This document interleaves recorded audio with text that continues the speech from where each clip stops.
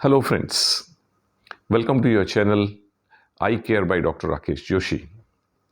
आज हम बात करने वाले हैं उन 5 टिप्स की जिनसे हम अपनी आई हेल्थ को मेंटेन कर सकते हैं। स्पेशली 40 साल से बड़े लोग जो हैं उनमें ये टिप्स बहुत ही हेल्पफुल रहेंगी। इन टिप्स की वजह से हम अपनी आँखों की हेल्थ को तो मेंटेन करेंगे ही करेंगे, अपनी पूरी बॉडी को भी स्वस्थ रख पाएंगे।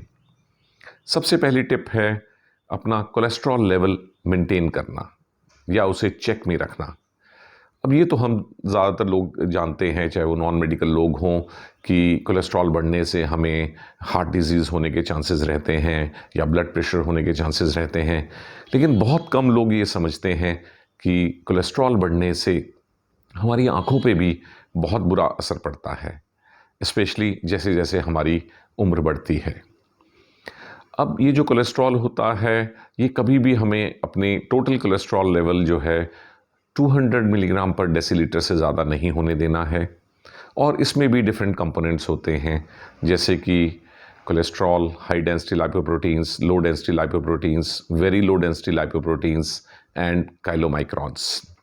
इनमें हाई डेंसिटी लाइपोप्रोटीन्स हमारी हेल्थ के लिए अच्छे माने जाते हैं, तो इनका लेवल अपर लिमिट की तरफ होना चाहिए और ये कभी भी नॉर्मल से कम नहीं होने चाहिए। जबकि लो डेंसिटी और वेरी लो डेंसिटी लाइपोप्रोटीन्स हमारे लिए बैड कोलेस्ट्रॉल होते हैं और इनके लेवल को हमें कभी भी बढ़ने नहीं देना चाहिए और इन्हें लोअर एंड की तरफ रेंज में रखना चाहिए। अब यदि ये लो डेंसिटी लाइपोप्रोटीन्स या वेरी लो डेंसिटी लाइपोप्रोटीन्स हमारे ब्लड में बढ़ जाते हैं और हमारी उम्र 40 से ऊपर है, तो ये हमारे लिए बहुत सारी प्रॉब्लम्स क्रिएट करते हैं, heart disease, blood pressure, sugar के अलावा आँखों में। और ये प्रॉब्लम है एज रिलेटेड मैकुलर डिजेनरेशन। अब मैकुलर डिजेनरेशन ऐसी बीमारी है जो 40 साल से बड़े लोगों में होती है और उन्हीं लोगों में ज़्यादा पाई जाती है जिनमें कि टोटल कोलेस्ट्रॉल ज़्यादा हो या लो डेंसिटी लाइपोप्रोटीन्स या वेरी लो डेंसिटी लाइपोप्रोटीन्स ज़्यादा हों। तो हमें ये ध्यान रखना है कि हम एज रिलेटेड मैकुलर डिजेनरेशन को प्रिवेंट करने के लिए अपने कोलेस्ट्रॉल लेवल्स को मेंटेन रखें। अब इन्हें मेंटेन रखा कैसे जाए? ये बेसिकली अपने लाइफस्टाइल से हम इन्हें कंट्रोल कर सकते हैं। और लाइफस्टाइल में सबसे पहली चीज़ आती है हमारा खान पान। यदि हम अपने खान पान में फैट्स के क्वांटिटी लिमिट में रखें और वो भी जो सैचुरेटेड फैटी एसिड्स होते हैं जैसे घी, मक्खन, इन तरह की चीज़ों का क्वांटिटी को बहुत ही कम से कम अपने खाने में रखें, जबकि पॉली अनसैचुरेटेड फैटी एसिड्स की क्वांटिटी का प्रपोर्शन ज़्यादा होना चाहिए as compare to saturated fatty acids. इसके अलावा रेगुलर एक्सरसाइज वो हैबिट है जो हमारे कोलेस्ट्रॉल को और ख़राब वाले कोलेस्ट्रॉल को कंट्रोल में रखती है। तो हम सबको ये देखना चाहिए कि हम कम से कम 40 मिनट रोज़ वॉक करें, जिसे हम एक ही सेशन में या 2 सेशंस में 20-20 मिनट की सुबह और शाम भी कर सकते हैं। और ऐसा हमें हर हफ्ते में कम से कम 5 दिन करना चाहिए। इससे हम अपने कोलेस्ट्रॉल को और ख़ास तौर पे ख़राब वाले कोलेस्ट्रॉल को कंट्रोल में रख पाएंगे और एज रिलेटेड मैकुलर डिजेनरेशन जैसी डिज़ीज़ को होने से रोक सकेंगे।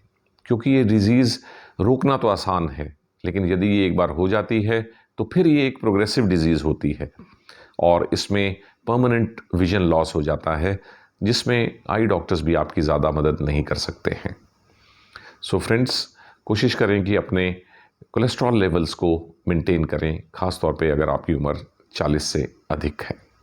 चौथे नंबर पे जो हम एक टिप देंगे आई केयर के बारे में और ख़ास तौर पे 40 साल से बड़े लोगों के लिए, वो रहेगी इंक्रीज़ करें अपनी डाइट में ओमेगा 3 फैटी एसिड्स को।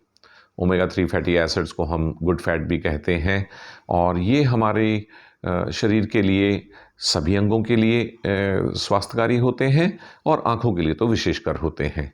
यदि हमारे खाने में ओमेगा 3 फैटी एसिड्स की एडिक्वेट क्वांटिटी होती है तो हम पाते हैं कि एज के साथ साथ हमारी रेटिनल डिजीज़, खासकर एज रिलेटेड मैकुलर डिजेनरेशन के चांसेस बहुत ही कम हो जाते हैं।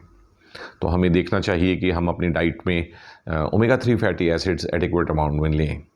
जो लोग वेजिटेरियन हैं उनके लिए ओमेगा 3 फैटी एसिड्स हमें मिलेंगे सीड्स में और इसके अलावा ड्राई फ्रूट्स में। हमें देखना चाहिए कि नट्स और सीड्स, ख़ास तौर पे विंटर मंथ्स में हम जो ड्राई फ्रूट्स लेते हैं, चाहे उसमें अखरोट है, बादाम है, काजू है, इन सभी में ओमेगा 3 फैटी एसिड प्रचुर मात्रा में मिलते हैं और हमें इनकी सेवन करना चाहिए। इसके अलावा बीज जो होते हैं, जिन्हें हम मगज़ भी कहते हैं, उनमें भी ओमेगा 3 फैटी एसिड्स अच्छी क्वांटिटी में पाए जाते हैं और यदि हम इनका रेगुलर सेवन करते हैं तो हमारे शरीर में ओमेगा 3 फैटी एसिड्स की कमी नहीं होती और हम 40 की उम्र के बाद बहुत सारी रेटिना की डिजीज़ से अपने आप को बचा सकते हैं। जो लोग नॉन वेजिटेरियन फूड लेते हैं उनके लिए फ़िश एक बहुत ही अच्छा सोर्स है ओमेगा 3 फैटी एसिड्स का, और उसमें भी ख़ास तौर पे सैल्मन फ़िश, जो कि सबसे ज़्यादा ओमेगा 3 फैटी एसिड कंटेंट के लिए जानी जाती हैं। तो हमें चाहिए कि हमें इनमें से कुछ ना कुछ अपनी डाइट में इंक्लूड करना चाहिए। तीसरे नंबर पे जो टिप हम आपको देंगे वो ये है कि हमें अपनी डाइट में एंटीऑक्सीडेंट्स को प्रचुर मात्रा में लेना चाहिए। एंटीऑक्सीडेंट्स वो सब्सटेंसेस होते हैं जो हमारी आँखों में होने वाले मेटाबॉलिज्म के कई प्रोसेसेस, जैसे कि आँखों में फोटोरिसेप्टर्स, रॉड्स एंड कोन्स, जब ये मेटाबॉलाइज करते हैं या जब इनकी एज पूरी होती है तो ये रिलीज़ करते हैं ऑक्सीडेशन प्रोसेस से रेडिकल्स, फ्री रेडिकल्स। तो एंटीऑक्सीडेंट्स इन फ्री रेडिकल्स को न्यूट्रलाइज करते हैं और ये फ्री रेडिकल्स जो हमारी आँख के लिए बहुत ही ख़राब होते हैं और उनकी हेल्थ को ख़राब करते हैं और डीजनरेटिव प्रोसेस स्टार्ट कर देते हैं आई में, उसे प्रिवेंट करते हैं। एंटीऑक्सीडेंट्स में प्रमुख एंटीऑक्सीडेंट्स हैं जो आई के लिए इम्पॉर्टेंट हैं, वो हैं vitamin C, vitamin E, lutein, ज़ियाज़ैंथिन।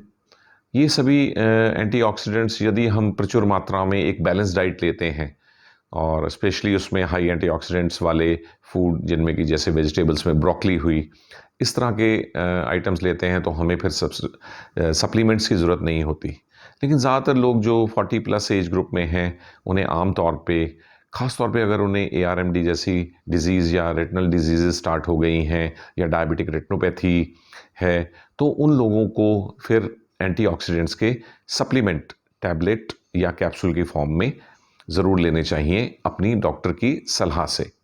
अब हम बात करेंगे टिप नंबर 2 की। इसमें हम बात करेंगे 40+ लोगों के लिए अपनी डाइट में विटामिन्स को इंक्लूड करने का, और ज़्यादातर लोग वो जिन्हें डायबिटिक रेटिनोपैथी हो गई है या एज रिलेटेड मैकुलर डिजनरेशन हो गई है या जिनकी डाइट किसी भी वजह से ठीक से संतुलित डाइट नहीं है, तो उन्हें कुछ पर्टिकुलर विटामिन्स कुछ पर्टिकुलर स्ट्रेंथ में इस मिक्सचर में लेनी चाहिए, जिससे कि वो रियली हेल्पफुल हों इनके लिए, ना कि हम कोई भी विटामिन सप्लीमेंट बाज़ार में मिलने वाले को ले लें। वो आँखों के लिए बहुत हेल्पफुल नहीं होंगे। अब इसमें एक बहुत ही बड़ी स्टडी की गई USA में, जिसे AREDS, age related eye disease study 2, AREDS 2 study कहते हैं। इस स्टडी में जितने भी विटामिन्स जिस क्वांटिटी में आँखों के लिए ज़रूरी हैं उसके हिसाब से एक फॉर्मुलेशन बनाया गया और ये पाया गया कि ये फॉर्मुलेशन बहुत हेल्पफुल है लोगों में डायबिटिक रेटिनोपैथी की वजह से आई डैमेज होने से बचाने के लिए और एज रिलेटेड मैकुलर डिजनरेशन से भी बचाने के लिए। तो बाज़ार से ऐसे ही किसी भी सप्लीमेंट कंकॉक्शन को लेने की बजाय हमें एरिड्स 2 स्टडी के हिसाब से जो मेडिसिन्स बनाई गई हैं जिनमें सही प्रोपोर्शन में सही विटामिन्स हैं, उन्हें लेकर ही अपनी इन डिजीज़ को होने से प्रिवेंट भी करना है, और यदि ये डिजीज़ हो गई हैं तो इनकी प्रोग्रेशन को स्लो भी कर सकते हैं। अब हम बात करेंगे टिप नंबर 1, जो कि हमें बाद की उम्र में, 40 साल के बाद की उम्र में बहुत सारी हेल्थ प्रॉब्लम्स, खासकर आई की हेल्थ प्रॉब्लम्स से बचा सकती है। ये है स्मोकिंग से रिलेटेड। जो लोग स्मोकिंग करते हैं उन्हें चाहिए कि वो स्मोकिंग को छोड़ें या पहले धीरे धीरे कम करें और फिर इसे छोड़ें, क्योंकि स्मोकिंग में जो निकोटिन होता है और भी टॉक्सिक सब्सटेंसेस होते हैं, उसके बारे में हम ये तो जानते हैं कि ये हमारे लंग्स के लिए और हार्ट के लिए बुरे होते हैं, लेकिन ज़्यादातर लोग इस बात से अवेयर नहीं हैं कि ये हमारी आँखों के लिए भी बहुत घातक होते हैं। स्मोकिंग करने की वजह से हमें अपनी आँखों में कई तरह की प्रॉब्लम्स फेस करनी पड़ सकती हैं, जिसमें एज रिलेटेड मैकुलर डीजनरेशन भी शामिल है। आँखों में ड्राई आई हो जाती है, आँखों की यूवेइटिस पे बुरा असर पड़ता है, और इसके अलावा आँखों की थायराइड डिजीज़ भी ज़्यादा कॉम्प्लिकेट हो जाती है स्मोकर्स में। तो हमें चाहिए कि हम इस बुरी आदत को छोड़ें और अपनी आँखों की हेल्थ को ख़ास तौर पे जीवन के आखिरी 2-3 डिकेड्स में, जब हम 40 प्लस हो जाते हैं, तो उसके बाद हमारी आँखों में इन बीमारियों के ARMD और डायबिटिक रेटिनोपैथी ख़ास तौर पे, इन्हें ज़्यादा बढ़ने ना दें और स्मोकिंग का सहारा ना लें। सो फ्रेंड्स, आज हमने उन 5 टिप्स की बात की जो सुनने में तो बहुत रोज़मर्रा की ज़िंदगी में हमें बार-बार सुनाई देती ही हैं, और इन्हें हम टेकन फॉर ग्रांटेड लेते हैं, लेकिन इन्हें अपनी ज़िंदगी में अपनाते नहीं हैं।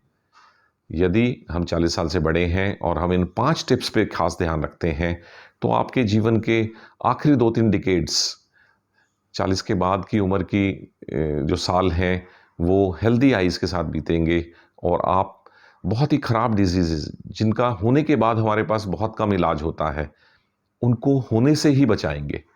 सो prevention is the best treatment. Try and imbibe these good habits, और मैं उम्मीद करता हूँ कि इन सब टिप्स से आपके जीवन में आँखों की रोशनी सदा अच्छी बनी रहेगी।